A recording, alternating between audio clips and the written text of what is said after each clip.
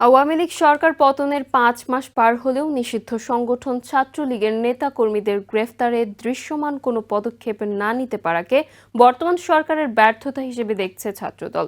শনিবার রাজধানীর সোহরাওয়ার্দী উদ্যানে ছাত্রদলের কেন্দ্রীয় কমিটির আয়োজনে মার্চ ফর জাস্টিস পদযাত্রার শুরুতে কথা বলেন ছাত্রদলের সাধারণ সম্পাদক নাসির উদ্দিন নাসির। ছাত্রলীগের নেতাকর্মীরা এখনও ষড়যন্ত্র চালিয়ে যাচ্ছে বলেও মন্তব্য করেন তিনি। এ সময় ছাত্রলীগের নেতাকর্মীদের দ্রুত আইনের আওতায় আনার দাবিও তোলা হয় ছাত্রদলের পক্ষ থেকে। বিগত প্রায় ১৫ বছর নানাভাবে নির্যাতন নিপীড়নের শিকার ছাত্রদল।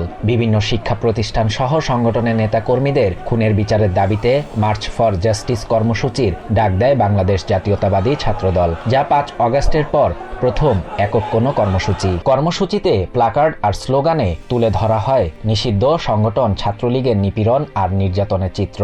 অংশ নেন ছাত্রদলের ভুক্তভোগী নেতাকর্মীরা। এই কর্মসূচিতে ছাত্রদলের কেন্দ্রীয় সংসদ, ঢাকা মহানগর, ঢাকা বিশ্ববিদ্যালয়, জাহাঙ্গীরনগর বিশ্ববিদ্যালয় সহ রাজধানীর বিভিন্ন ইউনিটের নেতাকর্মীরা অংশ নেন। সোহরাওয়ার্দী উদ্যানের শিখা চিরন্তরের সামনে থেকে মিছিল শুরু হয়ে শাহবাগ, টিএসসি ঘুরে শহীদ মিনারে গিয়ে শেষ হয়। পরে সংক্ষিপ্ত সমাবেশে ছাত্রদলের সভাপতি রাকিবুল ইসলাম রাকিব বলেন, ৭১ ও ২৪-এর পরাজিত শক্তিকে ছাত্র সমাজ প্রতিহত করবে। তিনি আরো বলেন, ইতিহাস বিকৃতিকারীদের রক্ষা নেই।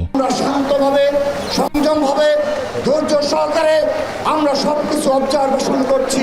এ সময় জুলাই আন্দোলনে ছাত্রলীগের যেসব নেতাকর্মী সম্মুখ সারিতে থেকে হত্যাকাণ্ডের সাথে জড়িত ছিল তাদের দ্রুত আইনের আওতায় আনার দাবি জানান ছাত্রদলের সাধারণ সম্পাদক নাসির উদ্দিন নাসির। ছাত্রদলের কর্মসূচির কারণে শাহবাগের আশপাশে তৈরি হয় যানজট, ভোগান্তি। এজন্য দুঃখ প্রকাশও করেছেন ছাত্রদল নেতারা। শাহরিয়ার সাফাত, TVN 24 নিউজ ডেস্ক।